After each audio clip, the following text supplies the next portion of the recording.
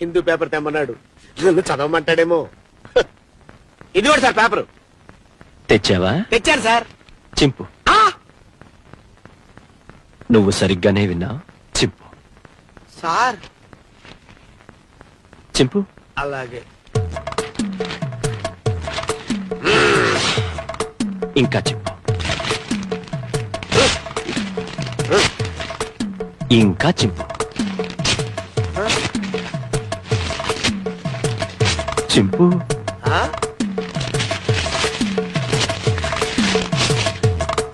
ఇంకా చింపు.